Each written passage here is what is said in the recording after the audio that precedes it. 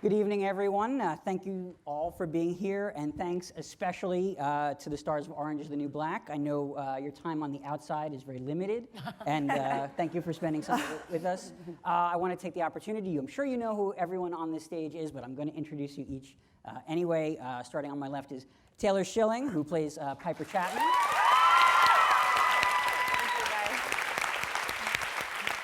To her left, two-time Emmy Award winner Uzo Aduba, who plays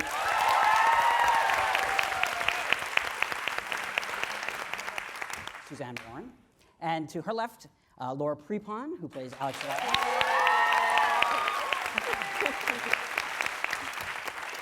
To her left is Kate Mulgrew.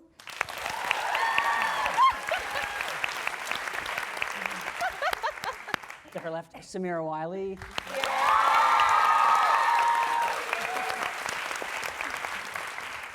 To her left, Natasha Lyonne.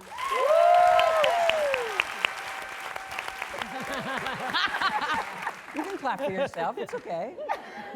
On Twitter, you can retweet your own compliments. It's fine. And finally, Danielle Brooks.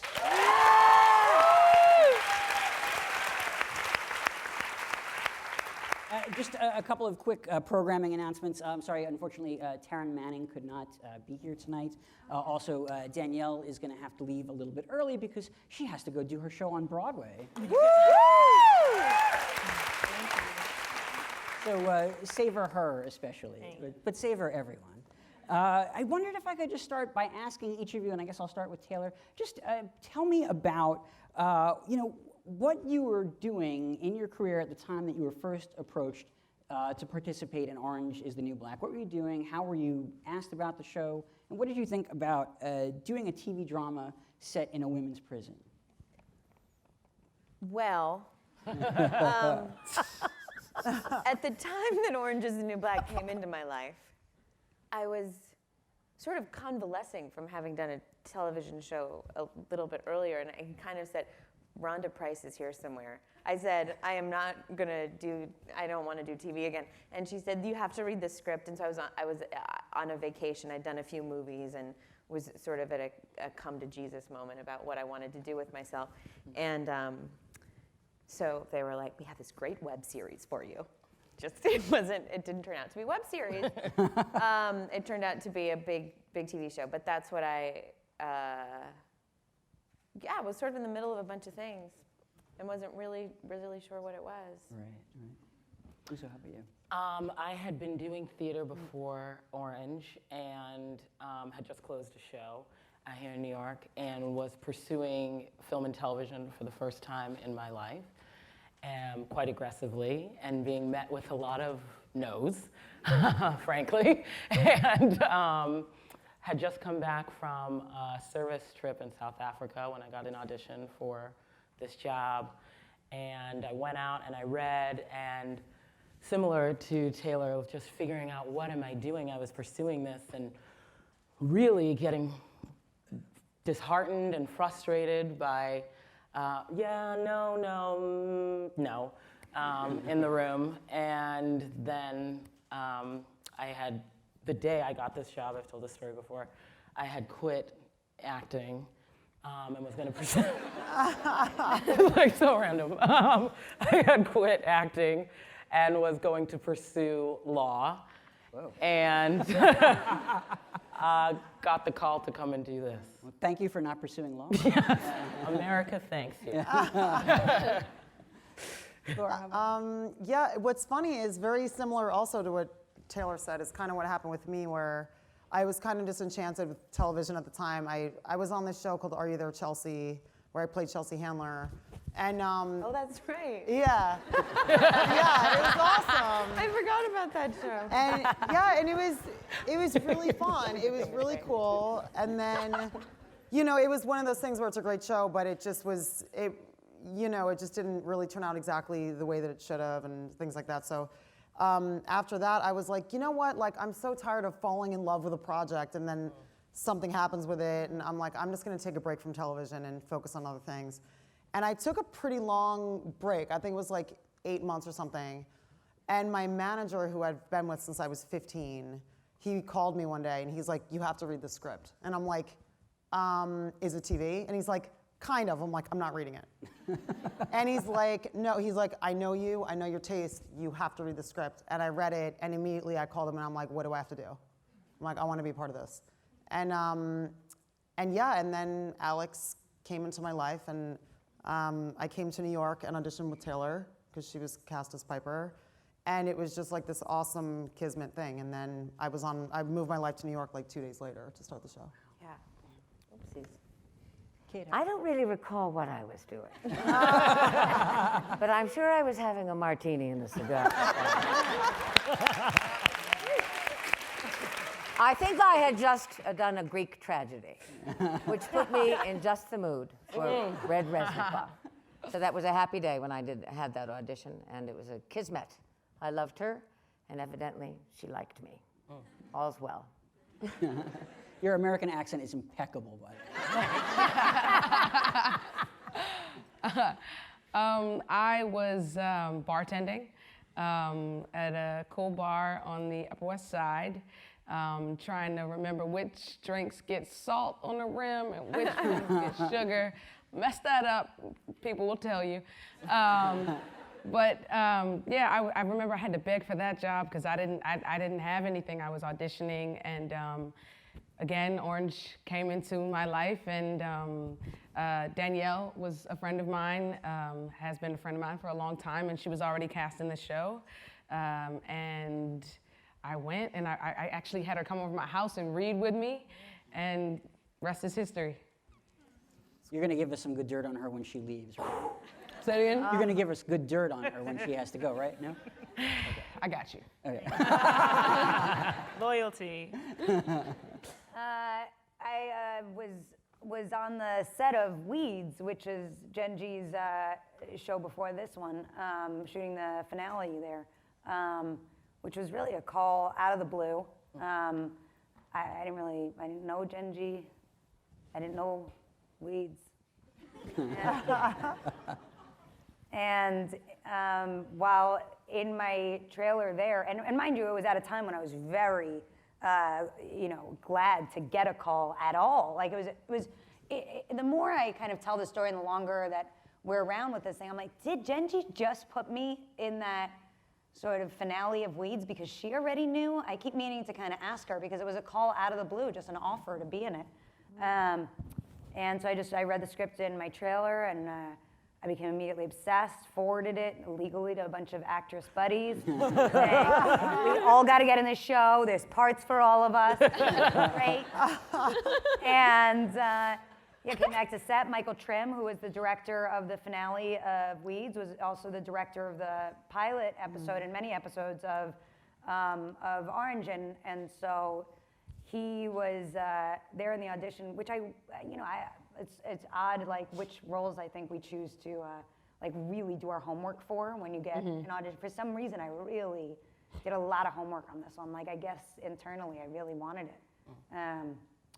Meaning, like I think we rarely get attached to a part. You know what I mean? Like you're so used to being like, oh, whatever.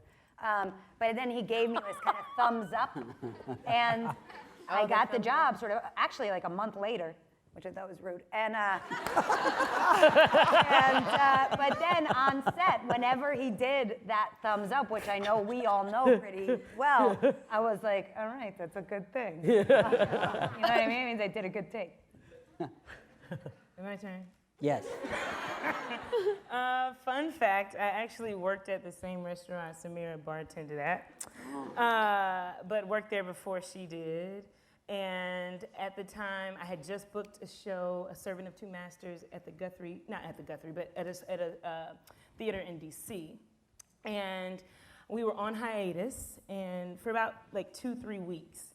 And we were supposed to go to the Guthrie. And during that 2-3 weeks, my agent hit me up and she was like, we have this audition for Orange is the New Black. It's about 1 or 2 episodes, so I thought I would have enough time, if I booked it, would have enough time to do that and then go back to the Guthrie. And sure enough, that did not happen. It ended up being the whole season, so I had to leave that project, and I joined this family till now, and season 5, I think I'm still a part of the family. Yes, some people I know, everybody consumes the show at different paces. Some people have not seen all of season 4. We're going to work from that assumption that everybody's at a different stage in their viewing consumption. But we are going to show a few clips over the course of the evening that are from season 4. None of them, I really assure you, are terribly spoilery. They're just for context and just to sort of help lead conversation. So I think we're going to show one of those clips now, and if it's the clip that I hope it is, it's a scene with Taylor and with Kate. So we'll take a look at that now, and then we'll talk some more. I'm at the big girls' table. Chapman and Reznikov sit here. And Norma. So you're enjoying this, soaking in it like a bubble bath. It's not Dubai. You get some power in here, they come gunning for you, darling. Trust me. Especially when they ask for their pay, and you don't have it. But they're scared of me. That's my protective coating. I cold-heartedly fed my own paramour to the wolves. She was a rebound, and you retaliated against her.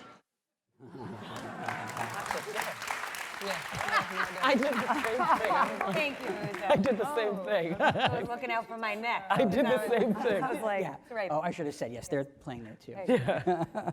So Taylor, I mean, we've seen Piper come pretty far from the first season of the show. She was sort of at one point an unknowing new inmate. Now she's the underwear mogul of Litchfield.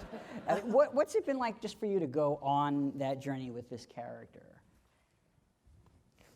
You know, I don't know if she's. What Piper does is try on identities. And I don't know if there's been a deep transformation of who she really is. I think where we see her now, that person is not she's not a boss lady. I mean, I think you can see that through as the season as she sort of disintegrates under this new jacket she's trying on. So that's the interesting thing about Piper, and I have a lot of compassion for it. I think that she's constantly searching for some sort of an answer or some sort of a foothold as to how she can belong, and she's not finding her true north. So she keeps missing, and it's interesting because I don't know how much of a shift there is. I think that she's still very much playing out that confusion.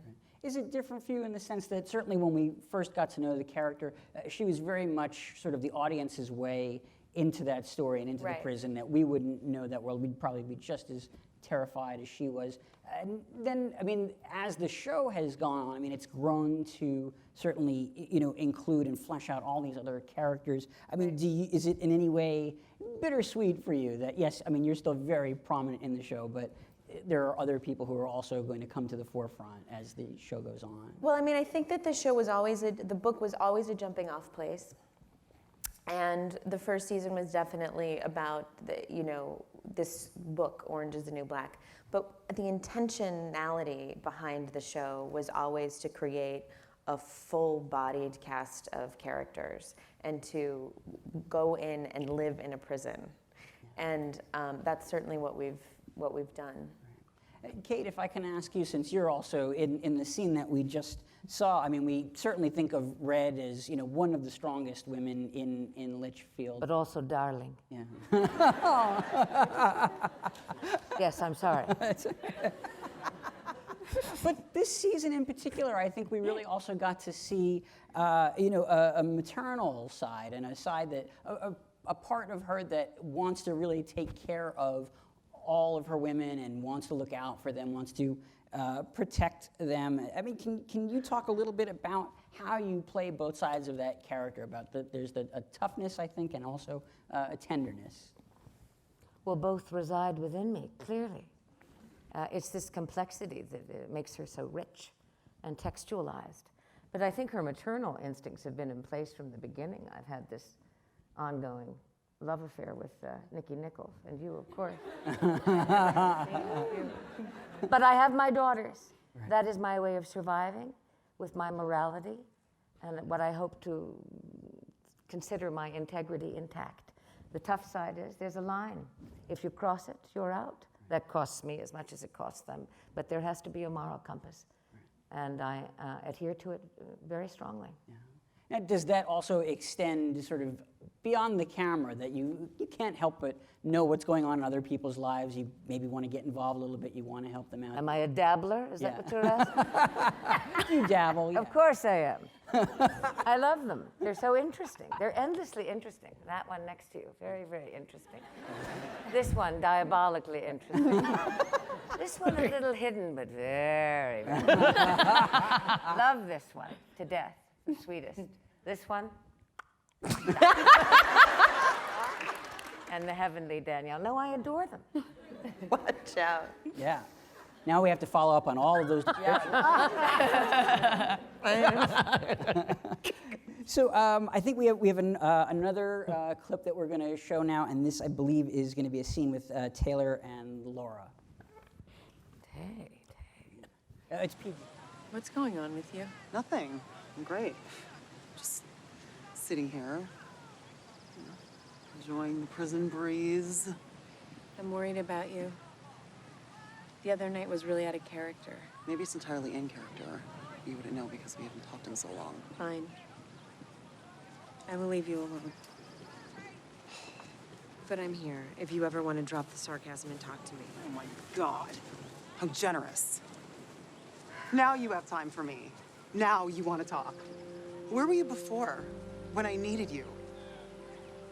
I begged you to listen to me, and you were too busy fucking that tattooed kangaroo and calling me paranoid. I spent months thinking that I was crazy because of you. And you know what? I was right. Right? What do you mean you were right? Nothing. Never mind. I have to go.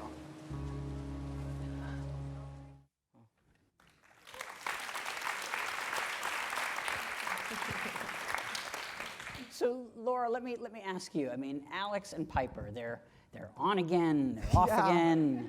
They have each other's backs, they're at each other's throats. Wouldn't you just like to see those two crazy kids settle down? Right off into the prison sunset. There will never be any settling down for Alex and Piper, which is why it's such a fun relationship to watch. It's just one of those things where they're, you really can't control where your heart goes, and they love each other and they hate each other and they manipulate each other, but then they help each other when they need it. It's like this very interesting relationship, but the thing that's so great is that it's always grounded in the reality that they do ultimately love each other. And that's why all these crazy things happen, but you're always kind of rooting for them because there's this genuine love there. Right.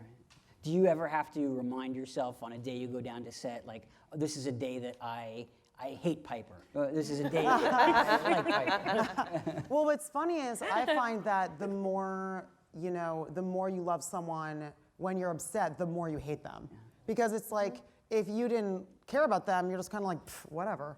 But they're so like at each other's throats at times, it's because of that, the amount of care that there is. Do you know what I'm saying? Right.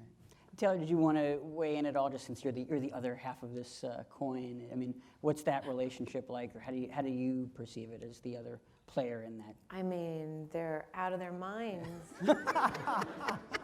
I think they're out of their minds. No, can very much. I think anyone who's ever had that sort of, you get a splinter in your toe of someone, and it's just like, ugh. Right. You can't shake it for better or for worse. So it's more than a splinter. It's as if they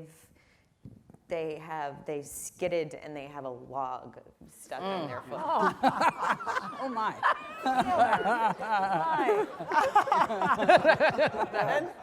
That's my metaphor. Yeah. Resonant. Yes. Thanks. I want to skip ahead in the questions for a moment, only because I know we're going to lose Danielle in a minute, so I'm going to put you on the spot. But other people, certainly, please feel free to respond to this after as well.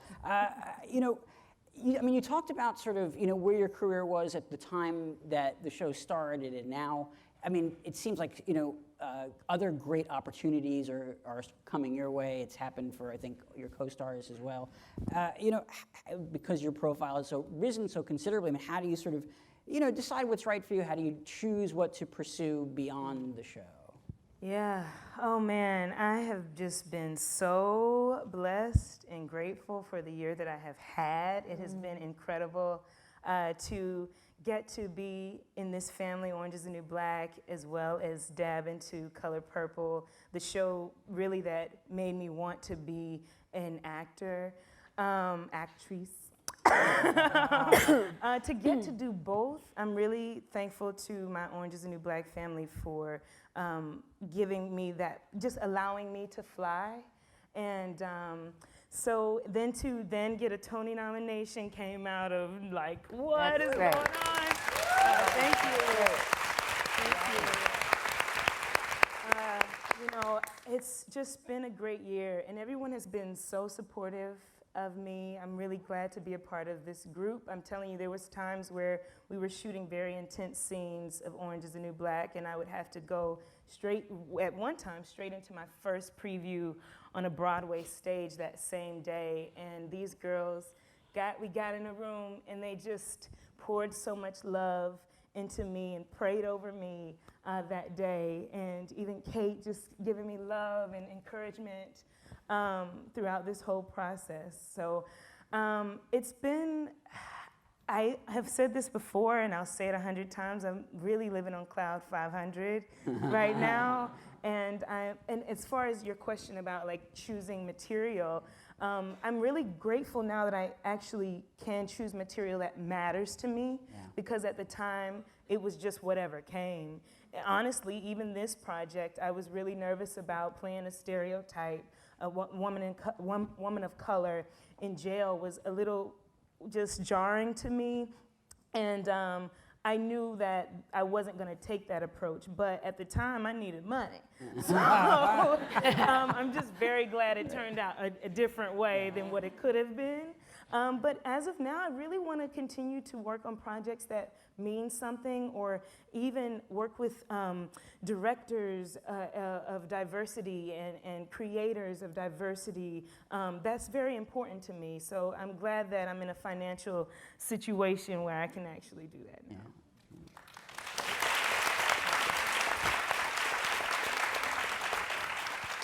Sidebar, everybody should see her in the club. She's remarkable. Please. You should see her. She's amazing. Uzo, I want to ask you also. We got to see you, I guess it was just this past fall in The Wiz, which was extraordinary. Clearly so different from the work that you're doing on this show. Were you sort of cast out of this? Did somebody say, we know she can do this because we saw her do that? Were they totally unrelated? It would be, to be honest, for me, it would be, I think, a lie or some great delusion if I did not give credit first to the opportunity Orange is the New Black afforded me. That's just the truth of the matter. That has provided a platform for a number of us that we just did not have prior to this show. So always a piece of the thanks goes back to Gingy for making us a part of the show when she really didn't have to, because we did not have the, as I said before, the platform to necessarily go into these things. That being said, I was familiar, obviously, with Kenny Leon's work and the work of Neil Marin and Craig Zaden, who produced our show, and obviously Bob Greenblatt and what he has done with NBC and musicals on television. I got a call. I actually had gotten a call a week after I had said, I really want to sing again. And I was talking to my manager, made no mention of the fact that this was being worked out, but thank you, Lainey. But I had just the week before said, I really want to sing again. And then a week later, I got a phone call asking if I would be interested in playing this role. And I jumped at it, of course. I was really excited. I was familiar with The Wiz. I was familiar with what it was able to deliver in terms of story and opportunity with regards to diverse storytelling, and that was thrilling to me. I was excited that my niece, I have a niece, would be able to turn on the television and see someone like myself come down and be the good witch in a story, and that was thrilling for me. And I think for all of us, this has been a wonderful opportunity to display and showcase our work in a way that might afford us additional opportunities that we never even fully knew were possible, and that has been the greatest gift. Danielle, do you need to go? I don't want to leave yet. Well, we can play another clip, and then you can exit in the dark. Exit in the dark.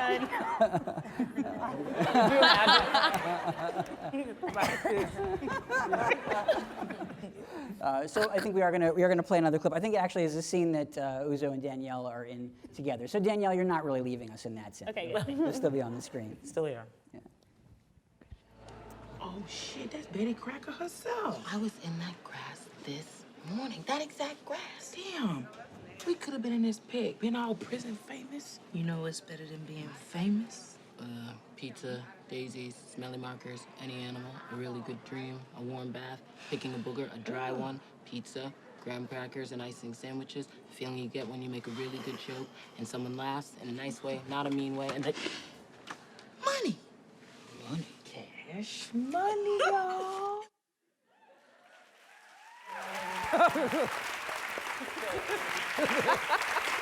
Bye, sweetie. Bye, girl. Bye, sweetie. Have a good show, Jay.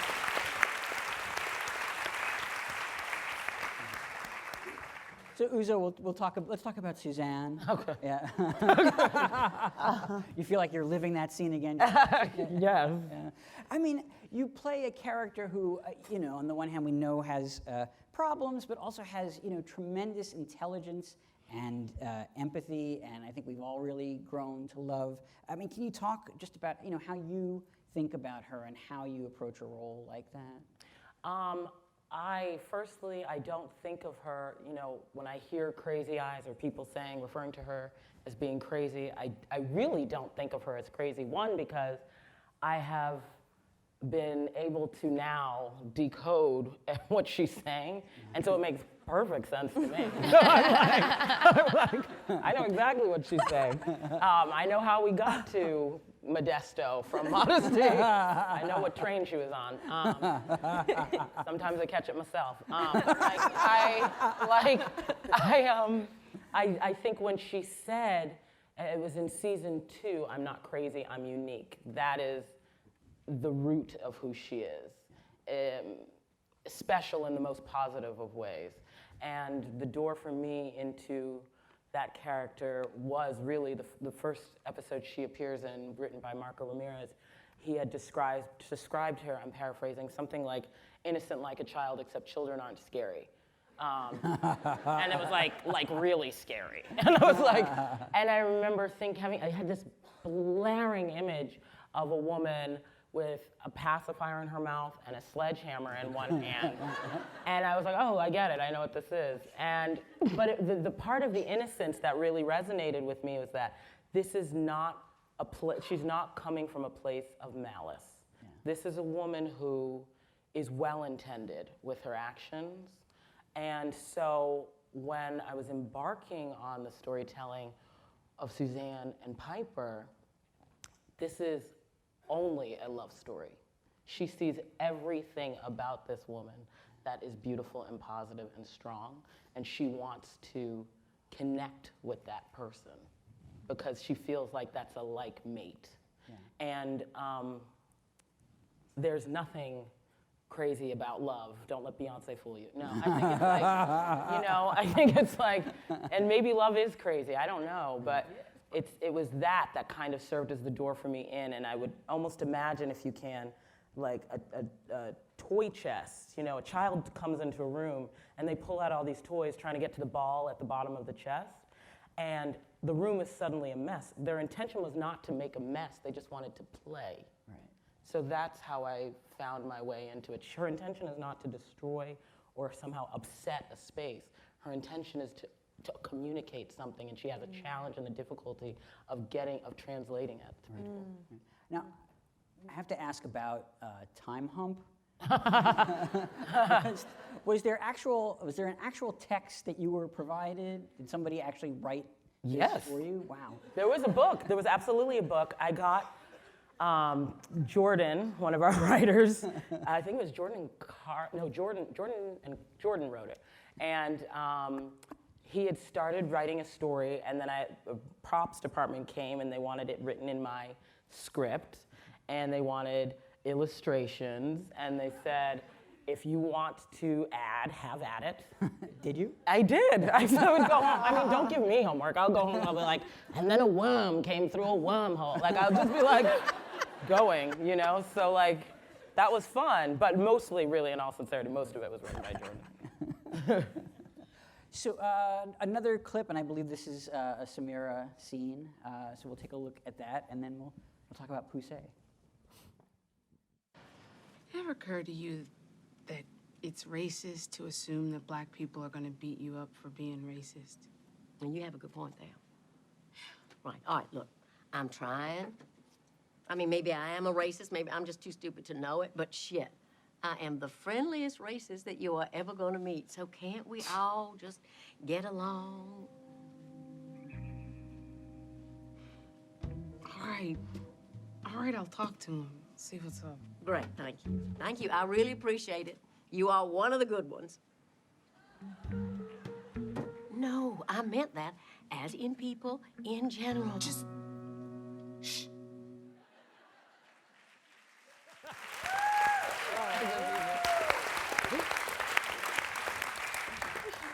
So that's you and Blair Brown as Judy King. Yes, Judy King! Yeah. What is it like, I mean, you know, when a new person comes into the cast like that? I mean, are people just immediately welcomed and received, or is there a little bit of kind of feeling them out and what's your story and do I accept? It's interesting. I feel like a lot of times on set, the way it plays out on set mirrors a lot what happens on the show. Blair Brown was, I'd met her actually before her first day on set. We'd done a play reading together. But her character, Judy King, was already mentioned in season 3. Right. So she was already sort of a celebrity on set, even Blair was. Right. So we just really, I definitely welcomed her with open arms, and I think I was a little maybe even starstruck just by the fact that she was going to be playing someone who I was going to be starstruck by. I know, it's weird, but it happened like that. No, I had just such a great time with her on set. I felt like we both really played well together, and it was really nice to have been able to do we'd done a play reading at Lincoln Center together right before we started filming season 4. Right. You know, it's not really sort of germane to the scene that we just saw, but just in general, I mean, what is it like for you, and I also wonder for the other cast members, you know, just to be, I think for your audience, to be icons or role models for people who maybe have never really seen themselves represented on TV before, never seen a character where they could say, oh, you know, that's me. Yeah, it's something that is almost like too much for me to even think about. Growing up, watching television, it's hard to aspire to something when you don't see someone else already doing that one thing. When I was growing up, all I knew is I wanted to be Angela Bassett, because that's all I saw was Angela Bassett for me. But to be able to be a part of a show where not only are there people who look like me, but there are our demographic always surprises me. You walk down the street and some guy that you would never think watches the show, and he's like, oh yeah, that's my mama on there, I seen her. And I'm like, that's your mama? Yeah, that's my mama, that's my uncle, that's my sister, that's my niece. And there's a character for every person, you know what I mean, that people have in their lives. So to be able to be the vessel for the character of Poussey that a lot of people relate to and a lot of people love. It's too much to really think about because that's a whole lot of responsibility. Yeah. But I just like to have, fun on set with my cast and to have a small awareness that what we're doing actually is television, it's fake at the end of the day, but the feelings that we can give people are real. And the aspirations that I want to be able to give young people looking at us are real. Yeah, yeah. So we have, I think, just one more clip that we'll show, and this is a scene with Natasha. Just Natasha alone. So it looks like I only have one chip to celebrate today, and it's a goodie. Nichols. Care to come up here? 3 years. Well done. Hey! Well, shit, man. If I knew you guys were gonna clap, I would have brought my tap shoes. To be honest, I never really believed in this bullshit before. I'd go to rehab, and no one told me that you guys give it away for free in here. I should have just gotten locked up like a decade ago, saved my mom a suitcase of cash. Although I do miss the cigarettes. Really miss the cigarettes. Hey, how the fuck do you have AA with no smokes? It's nuts. It's criminal, so to speak.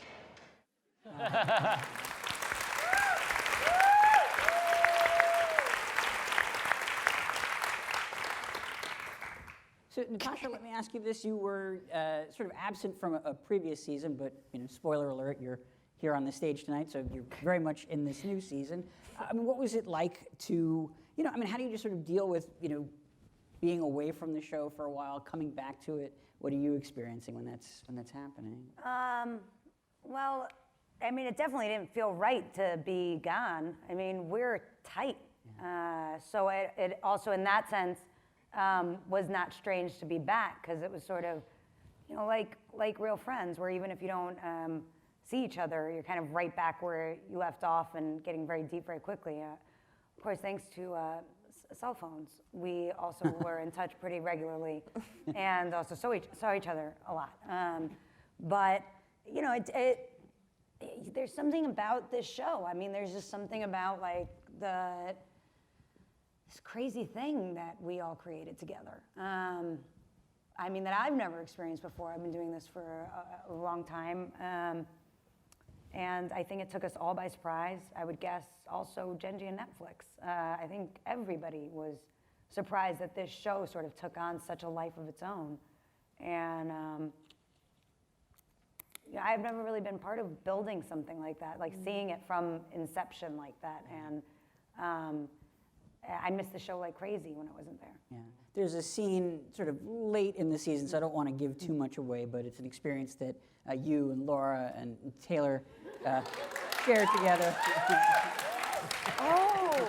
A kind of a bonding experience that the three of you get to enjoy. Oh, because of the corn, because we're all planting the corn. Exactly, yes. Yeah. And that's, I don't know, there was something about that seemed very celebratory, almost like a kind of welcome back. That seems celebratory? Yeah. Welcome home is a pile of crack, yes. Yes, it's, that's how you do it. Yes, that's how we party in my house. Yeah, good to know. That scene really felt, first of all, brutal physically to shoot. I would say one of the so basically what happens is, in the summer when we shoot, it's so intensely unpleasant. It's very hot. So it's very hot. humid. No, but it's like an unreasonable amount of hotness. We're in that outfit. You can't. There's no breathability, and it's very warm. And in that cornfield that day was just like buckets. Now, I'm oddly not complaining. Also, by the way, it gets freezing in the winter. But I'm not complaining because I will say that now that it's over, the memory of it, and I think this is true of most acting stuff and also childbirth, is that it's like in my mind's eye, it just felt like we were like so like alive and almost like we went to battle together, because it was. I just remember like Taylor, and at some point she like the lighter, because it was like a makeshift lighter, and she just like got a giant burn on her hand, but because she was playing. She was corned out. She kept just like, she would just stare at it periodically, like, is that really happening? And then Prepon and I would be like, I think that is really happening. It's bleeding, but we'd be dripping sweat, and there was dirt in our fingernails. Yeah. There was something Oh, about it was such a rough day. That was Such a tough day. That day, that day was really intense, but to me, I burned myself. I Yeah, I you burned picked up yourself the crack badly. pipe the wrong way. Oh God. Yeah, we held it the perfect way. over here. You don't smoke enough crack, T. You don't smoke enough. They were pros. But what's funny is I need more. Can't do it. that day was really hard. But for me, it was actually way easier than the scene that Lolly and I had to do in the greenhouse. Because we were shooting in the dead heat. Yep, in the dead heat. Same thing as the crack scene. But we were in a greenhouse with our entire uniform on, with garbage bags taped at the wrists and like around us, because it was the scene where I don't know, it's not really spoilers, the first episode. Yeah, I think. But we dismember a body, and there's like blood like squirting up. Like literally, I'm like doing the saw, and there's someone underneath like flicking blood up on my face. And there's like sweat dripping into my eyeball. It was insane. I literally felt like I was cutting weight like a fighter. And I'm like, this is insane. And after the take, Lori Petti and I would eat like sea salt and vinegar potato chips like savages, just to like get some kind of salt back into our bodies because we're sweating so much. So that day was a little more physically intense than the cornfield, but all in all, it's pretty awesome days on the set of Orange. Never a dull moment, and it's fantastic. Amazing. My perception of that scene is totally different. But I mean, it was flicking for of the that blood. reason, very sort of like very honest. Like if like the goal of the actor is to kind of, like I think everybody loves Bill Murray so much because he's so relaxed in his body, right? And the other way to do that is just through sort of physical horror in a way. Because you just kind of are like immediately like you're really thrown in your body because you're up against the elements kind of. So you're really, you're just in it at that point. And so I think for us it actually felt like a very special scene in that we were just totally present. Like nobody's touching you up in a point. No, you know what I mean? Something starts to happen that felt very special. Now, we did, we solicited some questions from the internet, from our online viewers, and Kate, most of them contain the words Captain Janeway, because this is the internet. So I wonder if I could just ask you, when you were cast on this other television series, this popular science fiction franchise that you were part of, I think a lot of people, hailed it as... Why is everybody laughing? This is true. Why are you laughing? I didn't know why you wasn't saying the name. Please continue. That was, honestly, that was seen as I think, a breakthrough moment for women. That this was, To put a female on the captain's seat? Exactly. It was. It was, and a sign that women were making progress in the industry. Now, do you feel like since you've done that show, do you feel like did women continue to enjoy progress after that, or was there? Was it sort of a continuous trajectory? Was there a fallow period, and now there's more opportunity for women again? How do you perceive? She was a game changer. Yeah. Paramount really walked the plank on that one. Yeah. That was a brave new world. We made television history with that. Yeah. And I think it's been slow going. We've made some significant cracks in the glass ceiling, but it's been slow going. But thanks to Jenji Cohen, I think, and Orange is the New Black, and It's Like, we are looking at the advent of a new day. Yeah. And I'm delighted to be in the vanguard. Yeah. with this intrepid crew. Wonder how they do in a starship. You know, well. Well, we'd have you. In prison. Hey. The galaxy. I'm sure you are. Yeah. Suzanne. Now, another question that came from the internet or online audience. People were asking if you could, any of the cast members speak to. I mean, this season in particular seemed like it was really taking on some specific social issues, things that are happening very much in the real world, whether it was things like the Black Lives Matter movement or the issue of, this is really happening, the sort of corporatization and privatization of prisons,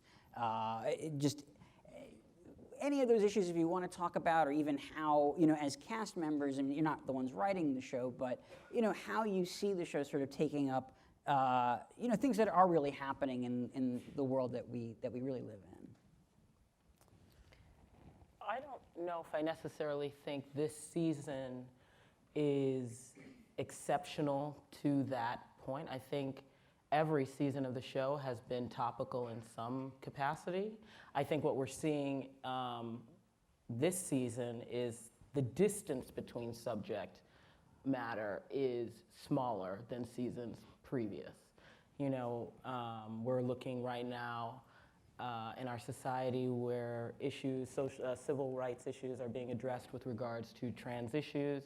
I think season 1, Genji was leading the pack on that subject matter, and we've since seen other shows, i.e. Transparent, come to life to address similar issues. So I think in this case of this past season, what we're looking at is the timeline is just so much shorter. This was a conversation that was, first out the gate on most news outlets with regards to Ferguson, with regards to Eric Garner, Sandra Bland. These were subjects that were really the battle cry in the street. And I think that's actually what we're seeing as the power of art. And more specifically, the show Orange is the New Black. I think what Genji has done has found this genius way of folding into her entertainment and storyline something that makes us all think about the society we live in and how we treat people who are the most disenfranchised. Just as a result of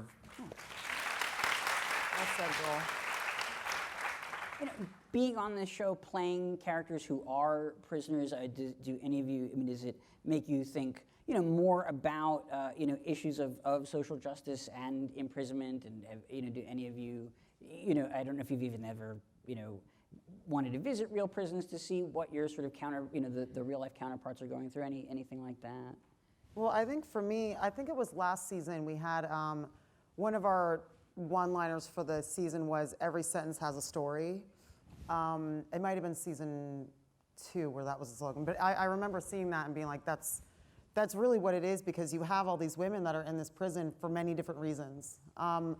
Some are there, because of, like the Yoga Jones character who, ended up killing this child, but she didn't mean to. Or, you have Danielle who plays Tasty, who, Tasty got out and then she didn't want to be out in the real world, so she did something to get back into prison.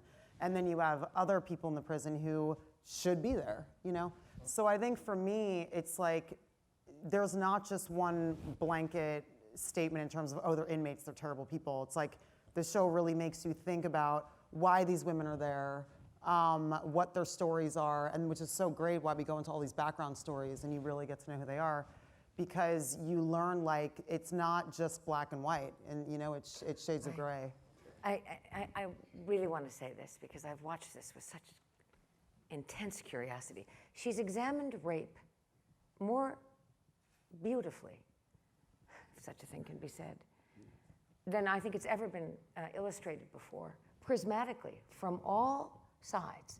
Mm-hmm. We're used to thinking that the rapist is just a despicable, unforgivable, unrelentingly sort of horrible creature. But she takes us inside the head of the rapist. We actually empathize with him while loathing him at the same time. We go back to Pennsatucky, by the way. I thought Taryn Manning was absolutely outstanding. She was, absolutely. So Genji's asking for the deeper, more nuanced more fractured conversation. And I think that that's why she is so splendid. She's truly an original thinker. Yeah. Yeah. You've each now, I mean, devoted several years to playing your characters. You've lived inside of these people for a while. I mean, do you dare ever want to suggest to your writing staff, this is what I'd like to see happen to her. This is where I think she should go.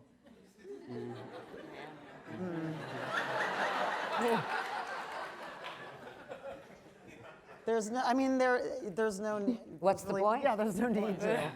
Our, Genji and our writers were so fantastic. It's like, It'll flip on you every time. Yeah. Right. I mean, I'm sure you've all had moments just as you learn about either your character's own backstory, somebody else's, that probably are just totally surprising, shocking. You didn't know that was the reason that this happened to that person. Yeah. Yeah, I had to speak German an entire episode.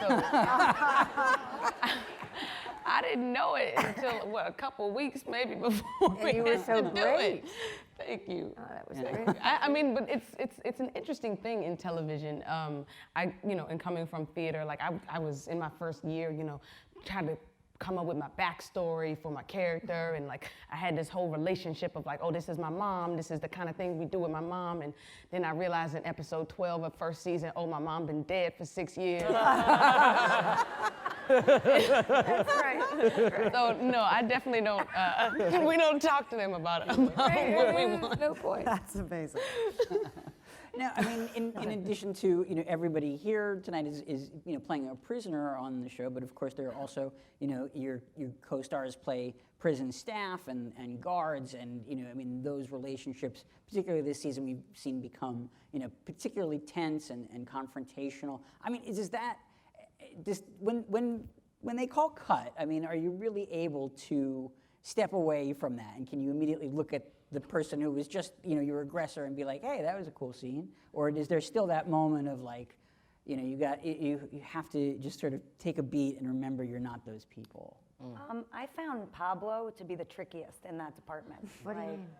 Porn stash. Yeah. I just, because he's just, he's a great actor, Pablo Schreiber, and but he's very tall. So he's physically like really imposing, and I think he likes a sort of like methody approach.